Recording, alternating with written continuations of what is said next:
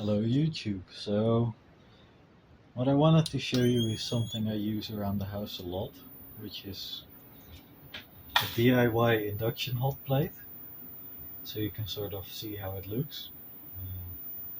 Runs off of Makita batteries, will also take anything between like 12 and 48 volts input. As you can see, we're warming a cup of water here. So you can pretty much turn the power all the way up. This is a cheap power knob.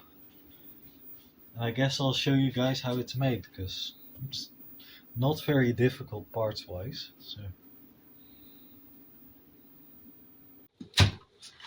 Okay, so let's get started. Let's take our AliExpress induction board. So what you're gonna want to do at some point is replace these coils, because they can get hot. You'll want to replace them with, well, something that has a bit more value to it. No powdered iron core. Pretty much you're gonna want to replace them with something like this. So you can desolder these and then put these in. I'm not gonna do that today. Today we're just gonna show you the basic setup. And I'll link a pair of these in the description so you can get them if you want them.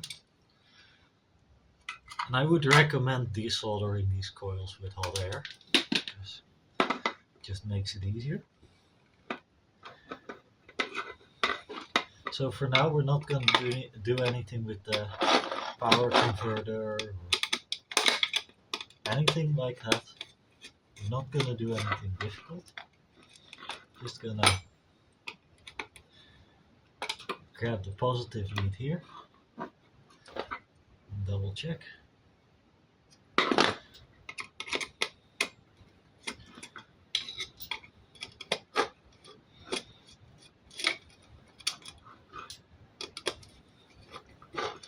Attach that. Negative lead. And attach that. And then we have our output coil.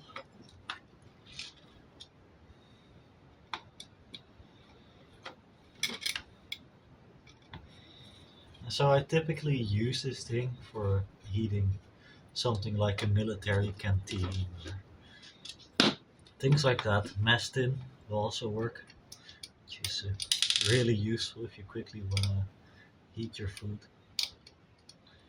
So we're going to attach the output coil to this.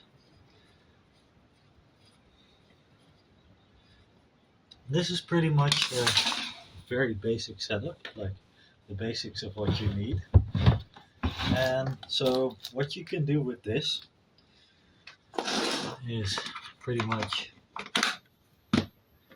this will produce a decent magnetic field. It will heat up your screwdriver, or for instance a messtin. Wow, that's impressive. Okay, so it turns out there was some metal debris in here, so I replaced that little MOSFET. It's an IRF260N, and I replaced the coils with something that can handle a little more current.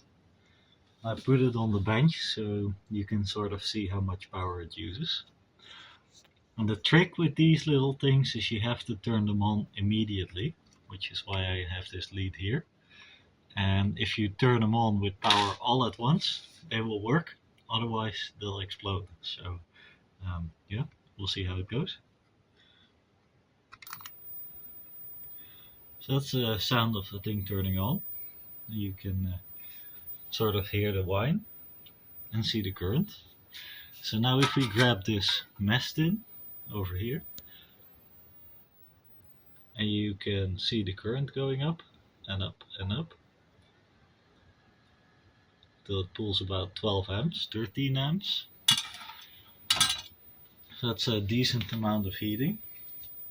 You can also grab this piece from French MRE.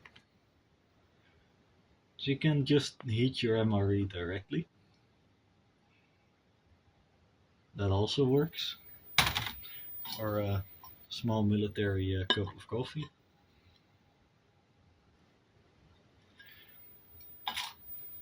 So for some of these things you might want a higher voltage, and that's why we have that voltage converter. So I'll get that hooked up and then show you guys how that works.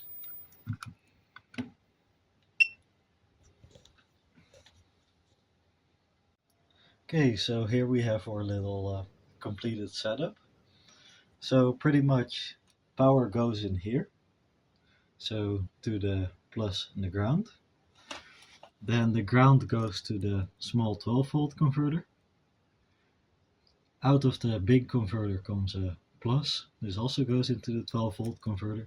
Pretty much what this does is it creates a small delay, so that when this one comes on, this one takes a while to come on, and then the relay, which we'll plug in here, will immediately turn on this this inverter. So then it should be connected quickly and all at once. Okay, so small power supply set to 12 volt, feeds into relay, and the relay basically connects the big power supply to this immediately. So you can hear the thing booting up.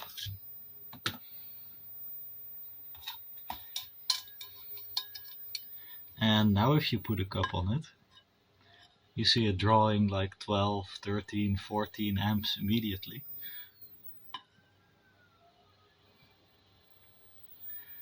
And you can sort of start to see the rest of the water boiling off. So this is the setup I actually use in my my cooktop.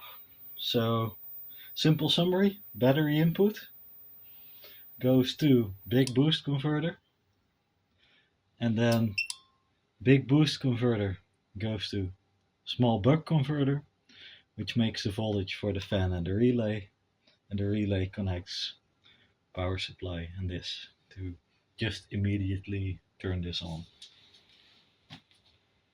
So pretty much that's it. That's what is in here. And this knob is just basically soldered on to the potentiometer. So if you have this board, this is the potentiometer you want to turn to adjust the voltage. That's what I soldered that knob onto. So that's sort of the summary. That's the induction hot plate I use, and as you see, you can cook with basically anything small. What I use is a titanium messtin. It works really well for that. Aluminum will also work. Anything that's thin and metal will cook on this. So you can use this to really quickly cook MRE.